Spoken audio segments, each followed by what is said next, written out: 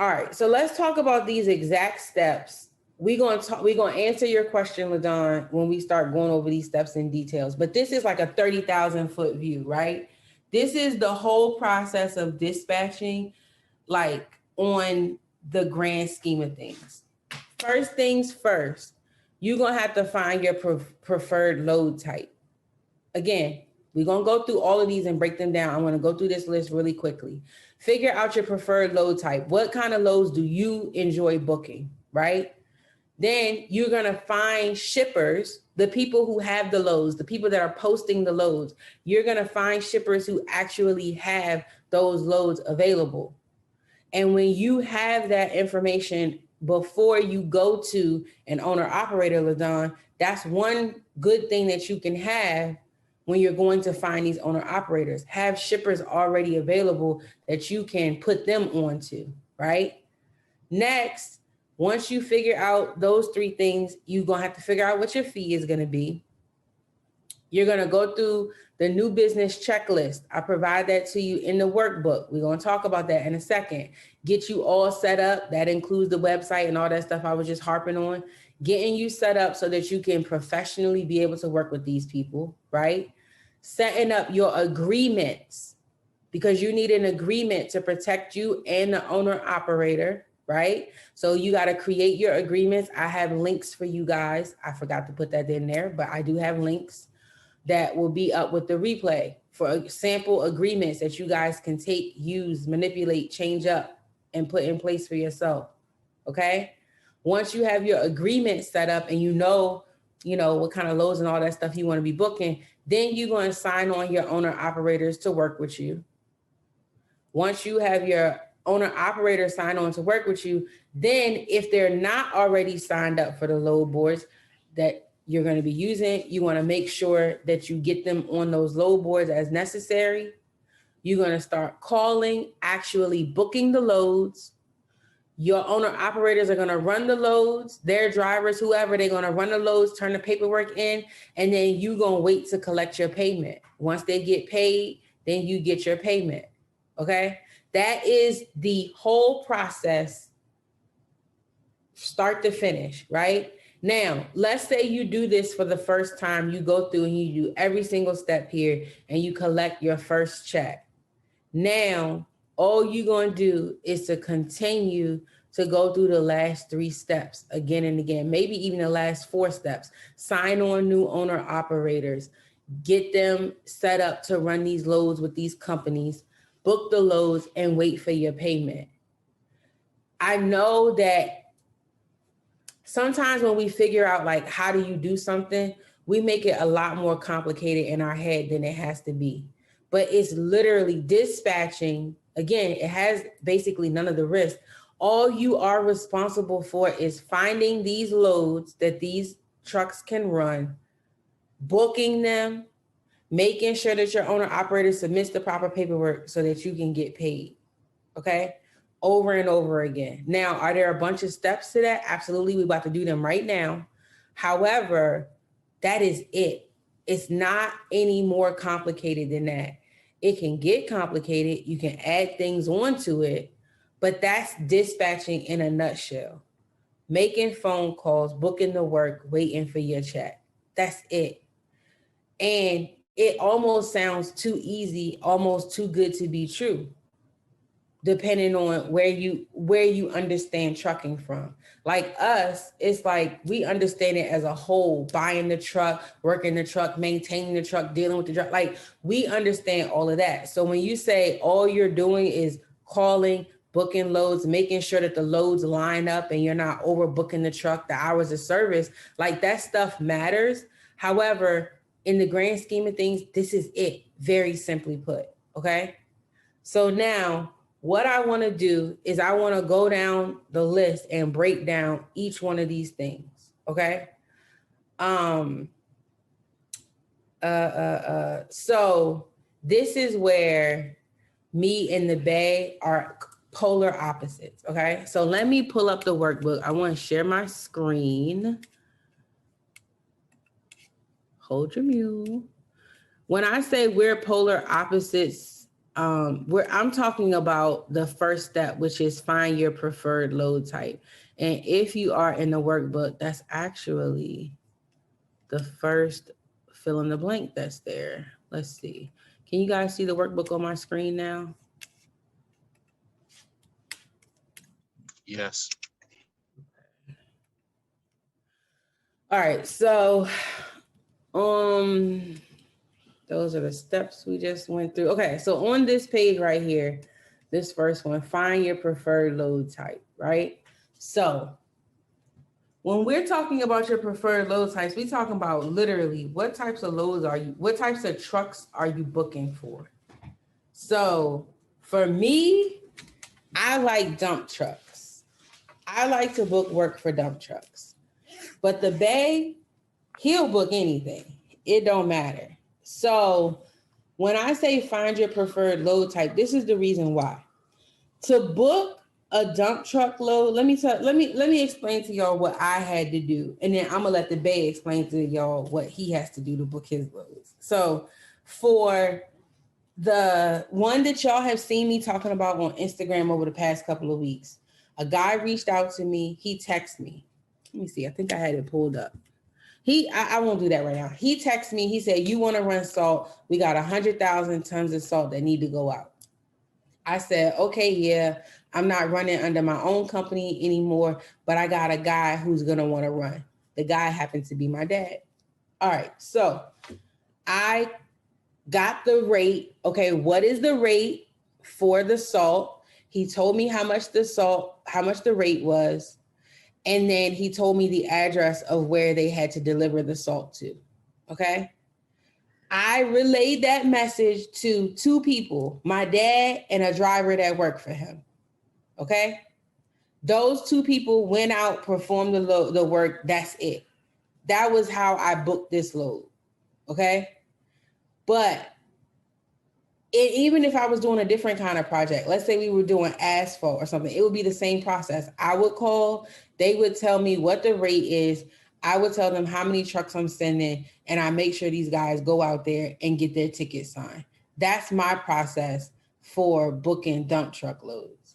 But for me, booking loads for box trucks and semis and all of that, oh no, you speaking a whole different language, and I don't like it, and it's upsetting me and my homegirls. So I leave that up to him.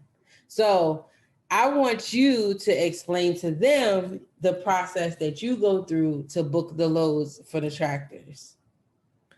Okay. In detail, babe. Don't be trying to skip over stuff, okay? So where Brandy was saying where she would call or they would call and say, "Hey, I need 100,000 tons." I would have to call, look for the load.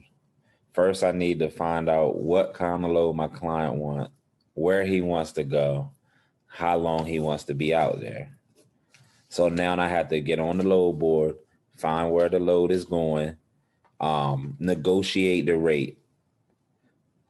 They're gonna definitely try to lowball you on the rate. Even on the DAT board, you might see a rate con. It might say, "Hey, we need your truck, and it's gonna pay 5,000." But once you get them on the phone, they're gonna say, "Hey, yeah, can we do this for 35?" Now you've seen it posted for 5,000. So like I tell everyone, I try to hold my gun. Sometimes I don't even call and negotiate. I just, "Hey, this what it is. This what I need, and can you do it or not?" I just keep it straight, cut, dry, because I don't have time. You got to figure you might have 9 to 10 people that you're looking for a load for. Oh, sorry. Yeah. So, okay. Let me tell you what I don't like about that. I'm not about to be negotiating with you. I ain't got time for that. I don't like that. He likes that stuff. Like he buys and sells cars and trucks. Like that's his jam. That's fine. That's great. Not me. I want it cut and dry. And then let me tell you something else. The hours, I wish, nope, not figuring it out, not doing it, not even interested. The whole how many days you want to be gone, and then what about the permits? Like sometimes these guys need permits to do different stuff. You know, you're traveling across state lines. See, I like the dump trucks, honey. We local, very simple, very easy. We don't need all that extra stuff. So did you guys see the difference between what I have to do to book a dump truck load versus what he has to do? I mean, it's not crazy, but do you see the difference? Yes or no? Let me know in the chat. So when you are talking about identifying what types of loads you want to book, you need to see where you're comfortable. Like, I'll never forget the first time I booked a load. Remember, I booked that load where I was handling the load for Donnie, and I didn't know nothing about the lumper fee. And the driver got out there and he didn't have no cash. Y'all, I was in tears. Like, oh my God, I effed this up. Now we're not going to get paid. He's 3 states away. Like, it was a hot mess. I was an emotional wreck. And I told him I'm not booking no more loads because there is so many moving parts. Like, you just don't know about. Like, you could really get in there and they don't even tell you about the lumper fee or nothing. And I'm like, well, how was I supposed to know about that?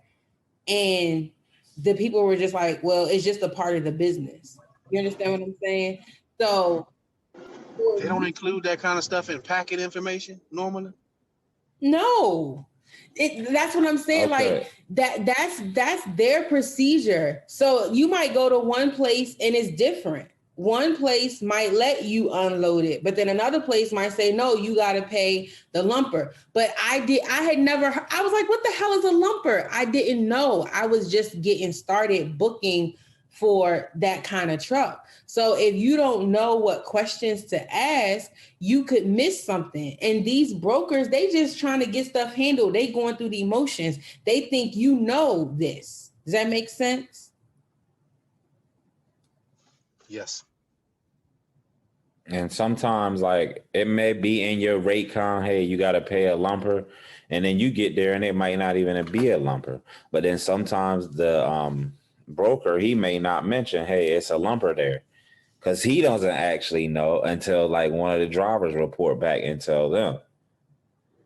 Yeah. So it can be a lot of pieces that, that you have to factor in, especially like these guys don't want to go and drive halfway across the country and then you don't have nothing to bring them back home with. Like, are you kidding me? So, when you're picking what kind of loads, the reason why you're doing this is not simply just so that you can say, I know how to book these loads. You need to be like almost a specialist at which load you're going to book so that you don't make mistakes, because your owner operator is not going to be happy if you get them out there and they end up not getting paid for something because you didn't explain something or you didn't find it out when you were booking the load. So, this seems like, oh, this is so great. This is easy. This is not easy. Please understand that the hardest part of operating your trucking company is keeping loads, right? You got to keep these loads available so you can keep your business running. So if all you do is dispatching, all you have to offer is loads, hello, this ain't no game. So you got to be really good at it. So find your preferred load type, right? And familiarize yourself with that process. Call companies, ask them what you need to do, what you need to have to run these loads, okay? That information is going to be very very informative for you. I'll show you guys why in just a moment, okay? The next thing that you want to do as far as pre-work goes, this is the boring stuff people don't want to do. This is the research part of it, right? Finding your preferred load type. Then you got to find your shippers, right? So once you know what kind of loads you want to book, now you need to identify, okay, who has these kinds of loads available? Where can I find them at? So what are some places you'd be looking for loads at? So most of the time I look for loads on the DAT load board. I'm looking also on Amazon load board. It's different kind of load boards you can look at. Once you build that relationship with the customer, sometimes you don't even have to rely on the load board, because you could just keep their number and call them at any time, and they're going to tell you, hey, look, this is what I got. Some of them refer you to call them before even looking on the load board, because then they can just say, hey, look, this is what I got. This is what I need you to do. So it's always important to build that relationship with them. But at the same time, you can't just be a pushover for them. Because if a broker feel he can get over on you, he's going to use it to his advantage, because everybody's main goal here is to make money. So the less money he got to pay you, the more money he's making. Right. Yep. So, yeah, so you gotta find them. And remember, I said you gotta have a gift of gab. Basically what you're doing at this point, again, is figuring out who has the loads, the kind of loads that you want to be booking for, right? That's the purpose of this. Then the next part of it is you need to find the owner operators who want those kind of loads, right? So again, figure out what the loads are you want to be booking for. Find out who has those loads available, who's putting those loads out on the load boards, etc., right? And then figure out who actually wants to run those loads. Now, this is important because if you just get out there and you say, oh, I'm out here and I'm booking any old kind of load, you are going to be learning too much all at one time, especially if you are not in this industry. New to this industry, you should be picking one particular type of load so that you can really focus on delivering for that owner operator, because they are going to give you word of mouth advertisement. And that's the best kind of advertisement you can get. Everybody's always looking for someone who has loads, whether it's a dispatcher, broker, or whatever. If you got access to different loads they don't have, they love you. They want to be your friend. All right. I see you guys' questions. I'm not ignoring them. They just happen to be coming up later on in the training. All right. So the reason why, okay. So I just want to run down a quick list again. He mentioned some, but load boards, you can also go into Facebook groups to find shippers and owner operators, right? You can go into Facebook groups. Some of these larger companies, like if you try to go to a large company and you're just trying to figure out who you can talk to, a lot of these large companies, they will have the people that work in them, they'll have LinkedIn profiles. So you can kind of stalk, like on my LinkedIn, it tells me, oh, the people that are looking at your profile work at these companies, right? So the point that I'm making is, let's say, I remember all of our carrier managers for Amazon, they keep popping up on my LinkedIn and it keeps telling me, oh, follow these people. So the point that I'm making is like, the way we be on Instagram, the way we be on Facebook, people who work at these larger companies, that is their social platform. That is their social network, LinkedIn. And so you can go and you can find the different people at these organizations, at these companies via their LinkedIn profiles, okay? Another one, people use Indeed, honey. I don't be on Indeed. Don't ask me nothing about it. I just see people talking about it. I don't go over there. The other thing is like the truck stops.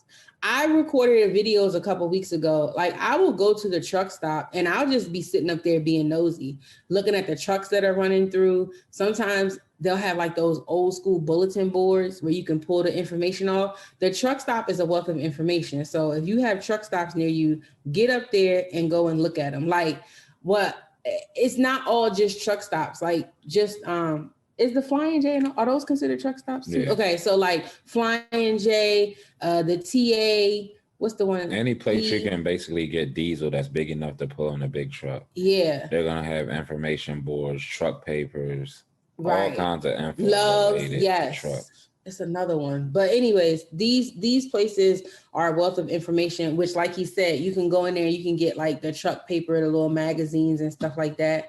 And then also the large companies, all these large companies have their own load boards. They got their own load boards, like, you know, JB Hunt, Warner, Schneider, all these different places, they're going to have their own load boards and stuff like that. But the point is, while you're building this list, listen now, this is not just, oh, this is a place this is a list of people who have these loads. What you're trying to do is get the information from these companies, because you can get their carrier packets, meaning that a carrier packet is the equivalent of a job application.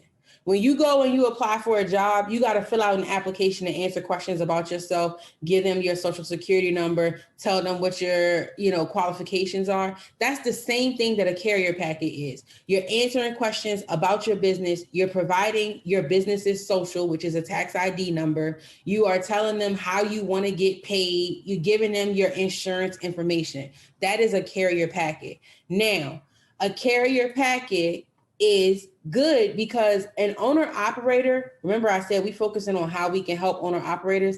At the end of the day, an owner operator is busy. They got stuff to do. So if you can take things off their plate, like finding places that they can work for, then they're going to be willing to pay you. So if you come to the table not just saying, oh, if you have work, I can dispatch your work, that don't do them no good. LaDon asked, how do you get people to want to sign with you? This is one way. You come to the table with a Rolodex of places that they can work for, places they may not have thought of, where you've already contacted. And as soon as your owner operator says, yes, I want to work with you, you can start putting their paperwork in at all of these places, right? This is why this step is very important, okay? So when it says doing these steps are important, it's because you can figure out, one, you could get an idea of how much money you're going to make. Because as you're going to see in a moment, on the load boards, they're putting up there how much the loads are. You got to take that with a grain of salt because sometimes they be lying, right? But you're going to be able to get an idea of how much these loads are going for. You're going to be able to also figure out what information you have to collect from your owner operators. That's the second thing.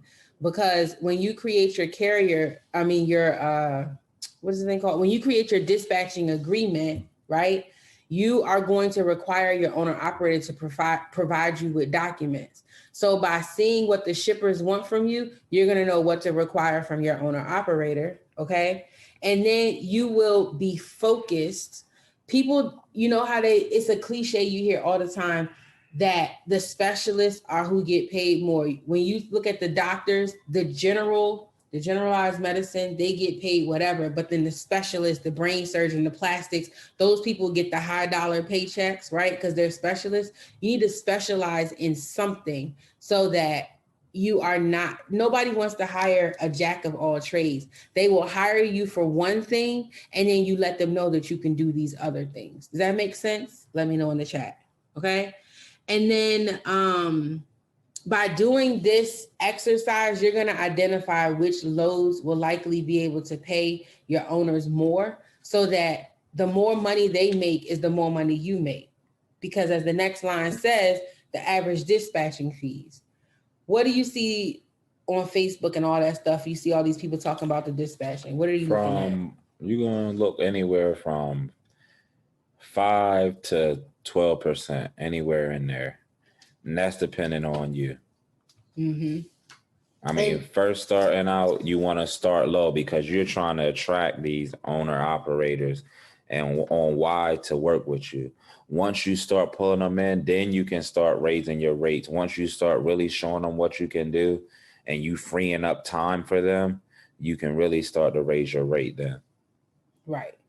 And then, so depending on what you're doing, it may not even be percentages. A percentage is the easiest way, but when you really start doing this and you start getting familiar with it, like, you can play with your rates and your fees. Like, I be charging all kinds of stuff. I for the stuff that I do with dump trucks, I do not I don't charge percentages. Like, I'm charging by the ton, by the load, stuff like that. So your rates are your rates. You are creating your own paycheck. Okay.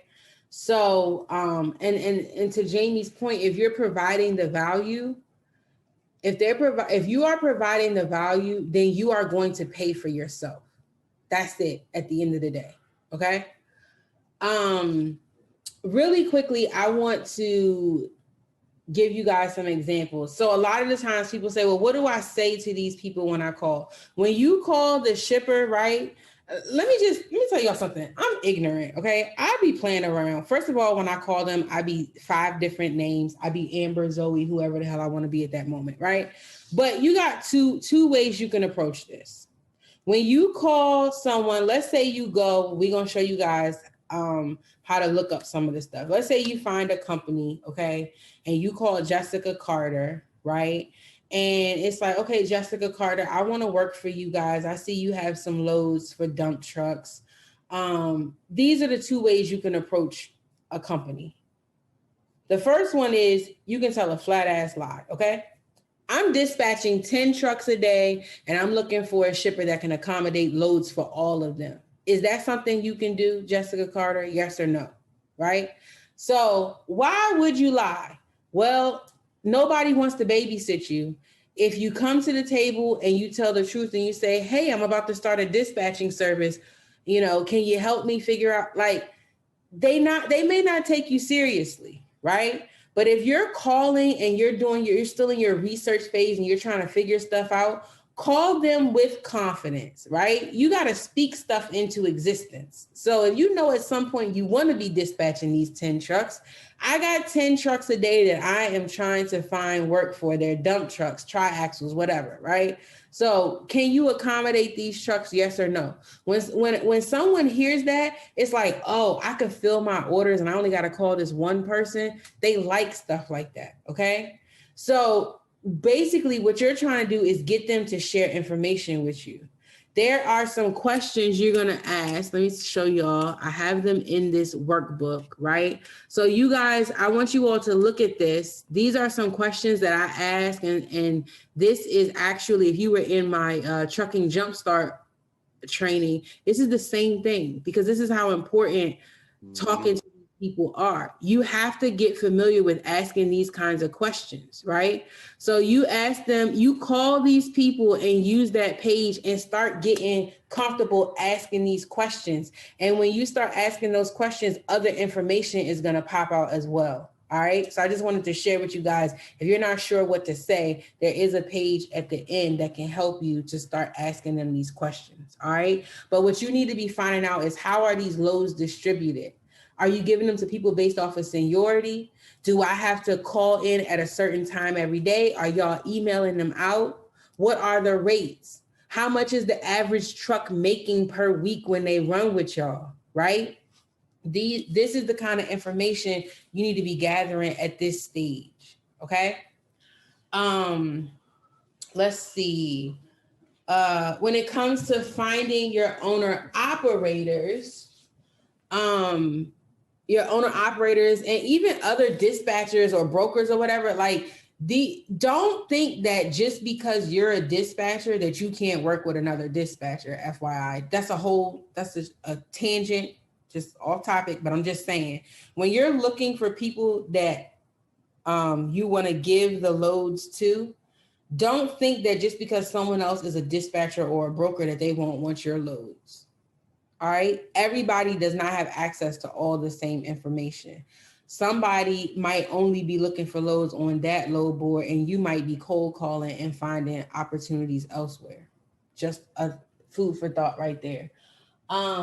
Let's see. The same places that I mentioned a few minutes ago that you can look for shippers is the same place you can be looking, because the people who are trying to get those loads are in the same places. You know what I mean? So they're in Facebook groups, they're on all these different websites. So the same places you were looking for work is the same place you can look for owner operators.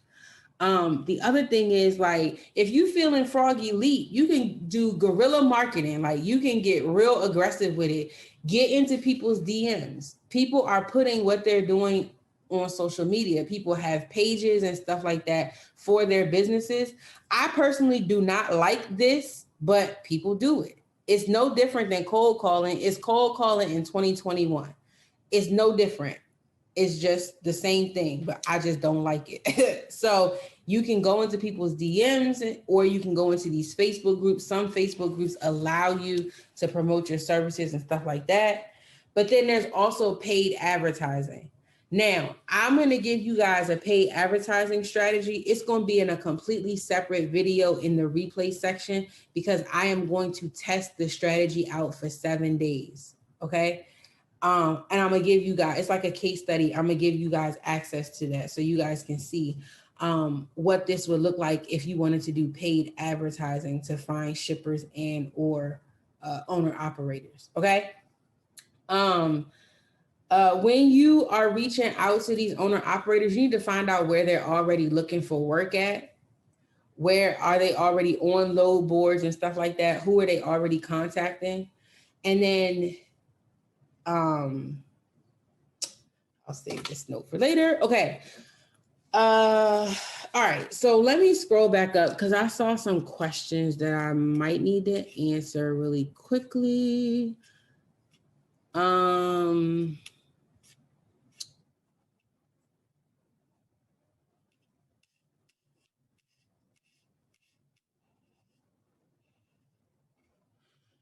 Is the dump truck load the simplest type of load to book? I won't say that it's the simplest. It really just depends on you, right? The example I'm going to give you guys is like shopping. I don't like shopping, but when I do go shopping, I have to go to a store that's organized. No shade, no tea to like a TJ Maxx or a Marshalls, right? But when you go in there, you need to be ready to hunt for stuff, okay? You need to be ready to pick through the aisles because there's not going to be a t-shirt, a white t-shirt with the 6 sizes small to 3X behind it, right? You gotta pick around and look for stuff. So for me, I don't like that kind of shopping. So you're not going to catch me at those stores. So that doesn't mean that you can't find great stuff there. There's people that say, oh my God, I got this at that store. And I'm like, oh, that's good, but I'm never going to go there. Does that make sense? Like, it's your personal preference. It's what you can deal with. I can't deal with searching those load boards. It's clutter. It freaks me out. I don't like it. So it's what's easiest for you. How can you handle it? That's the point of when you're picking your load types. How do you access that load board? We're going to show y'all those in just a second. Yes, you do have to pay for a DAT load board account, and you have to have most of these load boards are going to require you guys to have DOT MC number to sign up. That's why I put it halfway down the checklist. You're probably not going to get access to all the load boards until after you sign on an owner operator. So that's where you're going to be cold calling and stuff. The workbook is available after with the replay. It definitely is available. It will be in the same section as the replay video. You guys are going to get an email, which is going to invite you to log in to view the replay, and all the supplement, material that we talk about will be available. Okay. Including the link that I told you I forgot to post. All right. So the next thing is what LaDon asked, like, how are you going to convince these owner operators to be able to, or to hire you as your dispatching service, right? And to answer that question, like, it goes back to what are you going to do for them? It's not what your country has done for you, but what you have done for your country. Ain't that what that man said? Whoever that man is. I'm sure he was a president I'm sure y'all like, oh my God, someone help this child. But y'all know what I'm talking about, right? Thank you. Okay. See, I was going to say that, Greer. Okay. So I was on the right path. JFK said that, y'all, in case y'all was wondering. Anyways, focused. But what are you going to do for these owner operators? So this is where I want you guys to think about, like, you can't be no one trick pony when you're doing this. That's not where it's at. That is not where the money resides. You can't go into this saying, okay, I'm a dispatcher and all I'm going to do for you is book loads. Because who cares? What are you going, because see, right now, what you have to understand is right now, this owner operator is likely booking their own loads. But when you come and say, oh, I'm going to book loads for you, but now you got to break me off a chunk of your change, don't nobody like that. So you got to make it worth their while. So what are the things that you are bringing to the table that is going to help them out? So when I say you got to put forth one specialization, which is your dispatching, but then you can be a jack of all trades on the back end, now is where all the other stuff you can offer these people comes into play. So that is like all of those truckless coin strategies y'all hear me talking about all the time. So what other information can you provide? Like, babe, what are some things as an owner that someone could offer you? They'd be like, okay, yeah, I might try that out. Basically, just long as I'm not on the phone or have to be dealing with something, my main focus is driving. You got my attention. So like if you call me to say you're gonna dispatch for me and you say, hey, look, I'm gonna keep you off the phone from having to negotiate loads. All you need to tell me is, hey, this is what I'm looking for. This is where I like to run. You got my attention. I'm just trying to not have to do this myself. If you tell me, hey, I'm gonna scan your bills for you and send them in, cool, you got my attention. But if you just calling me and saying, hey, look, I'm a dispatch and I can have the best loads for you, but I need 6%, it's like, okay, I already do that myself. What else can you offer me? Right. So once you start to offering them more things and building a relationship with them, they're going to more likely tell you what other things they need done or, hey, what else can you do? Exactly. You got to listen. So you remember, you got to have the gift of gab, but you also got to listen.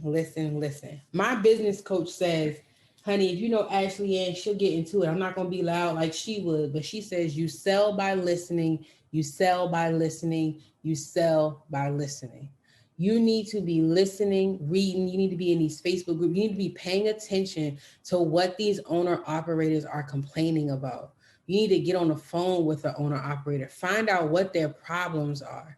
Because as long as you are solving a problem for them, then they will shell out money. See, any time that an owner operator spends out of his truck, his or her truck, any time that an owner operator spends not focusing on running that load or maintaining their fleet, that is the time that they are losing money, right? So you, like he said, anytime you can save him phone calls and stuff like that. But what about, like it said, Crystal says, invoicing? Not only do I dispatch, I will then collect your tickets.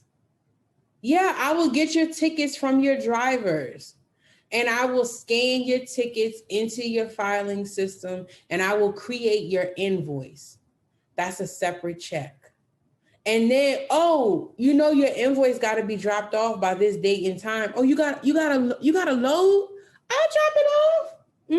Okay, I'll drop off your invoice. Do you want me to pick up your invoice too? That's another check. Do you want me to deposit it into your bank account?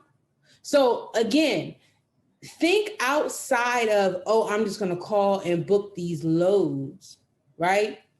Think about everything else that's involved. So what I did for you guys is I included something that's called a day in the life of a trucker. When we was running our dump trucks every day, that's when I created this little document, right?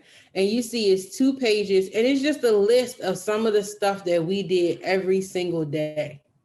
The stuff that's on this list, you guys can take, it's money. I just gave you a whole list of money because some of the stuff that's here, you can take and you can create an opportunity. Like all of this stuff under accounting, I guarantee you I would be willing to put a lot of money on the line that have these owner operators do not want to do none of this. They don't want to do none of this. That's why people hire accountants, right? That's why people hire out these services. So this is an example of a day in the life that you can kind of look over and see, you know, some of the stuff that they have to focus on, entering tickets. What about the receipts? What about the mileage? What about the IFTA reporting? You know, all of that stuff is, let me say this, and I hope it doesn't offend anybody, but y'all know me, sorry, not sorry. Here's the facts. A lot of the people that are owner operators, a lot of them don't know how to use a computer. A lot of them don't know how to use a fax machine. Hell, a lot of them don't even know how to send or receive an email. Okay? But that should not stop them from being able to operate a trucking company, because see, what they want to do is drive. Most owner operators want to drive. That's it. They do not want to be bothered with all the other stuff that comes up. So if you can figure out how to solve all these other problems, even outside of invoicing, people will cash at me $100. I remember there's 2 times I got a cash app from one of his friends, and it just showed up out of nowhere. And I'm like, well, why would this guy send me this money? And then the next thing you know, I got a text message with a picture of a letter that they received from DOT. He don't want to read the letter. He don't want to figure out what's wrong. He don't want to figure out how to fix it. He sent me $100 cash app, and I called DOT and said, what's this letter? What do we got to do to fix it? DOT explained to me what I had to do to fix it. Guess who wasn't going to do all that shit? Me, because I wasn't about to write no letter. So I called over to Foley Carrier Services, and Foley Carrier Services told me that they could fix all the stuff and give him the documents that he needed, and they would send it over. So I didn't even have to send it over, and it was only going to cost $150. So I called him back and I said, oh, okay, figured out what the problem is. You're going to have to do X, Y, and Z. And he's like, I don't know what that shit is. Oh, no, it's okay. I figured it out. It's going to cost you $250. Did you hear that? It's going to cost you $250. It'll be sent over and you'll be back up and running in 4 days, because they'll reinstate you. So in that time frame, in a matter of less than 2 hours, this guy has sent me $250, right? Excuse me, he sent me $350. He sent me $250 to handle it. He sent me the $100 to read the letter. So now we at $350, and I only paid out $150 to Foley. So all I'm saying to you is figure out what your owner operators need and offer that to them. So day one, you might not be able to come in and get your first owner operator day one that they're going to sign and pay you. You know what you might have to do? I want y'all to type a 4-letter word. And it's so funny because the way we act these days, this 4-letter word is like the worst cuss word ever. It's an F word too. Y'all ready? Type it in. FREE, free. You might have to book your first couple loads for free. Oh, I bet you a lot of, let me see if the participants decrease because I said that F word. Exactly. You got to build trust. You might got to do it for free. Can I tell y'all something? Every time I book loads for my dad, I don't get paid. It pisses me off. But guess what? Every time I book loads for my dad, I'm booking loads for 2 to 3 other people as well. So I don't make no money off my dad, but I make the money off the other people. You see what I'm saying? So I obviously I done built a relationship with my dad, and he knows that I'm gonna get him all the way together. And he knows that since he ain't gonna pay me, he gonna bring me a couple other people that I'm going to get paid. Right? Yeah, but you know what, Crystal? I'm not too happy about that. He gave me life, but the way we operating in this pandemic, honey, let me calm down. Let me focus. Okay. But yeah, so you got to build that trust. You might have to do your first one for free. It is what it is. Okay. All right. So listen, what I want to do right now is, Well, not right now. What I want you guys to do is on this page here, where it says the 10 things that you could potentially offer, like you could do invoicing. That's a good one. You know, I want you guys to come up with some stuff here. And it's going to be a little exercise we all going to do together. Okay. Just think about that and we'll handle that part later. Okay. Crystal, all jokes aside, even in 2021, I swear to you, last week, I had to manually give someone directions because where they were, their GPS would not connect. So he called me on the phone and I had to go onto my Google Maps and give him directions to get the load off the truck. So yes, help with navigation. It's all kinds of stuff that you can do. You got to think outside the box. You really do. I literally have been paid for bringing a mobile notary out to a job site.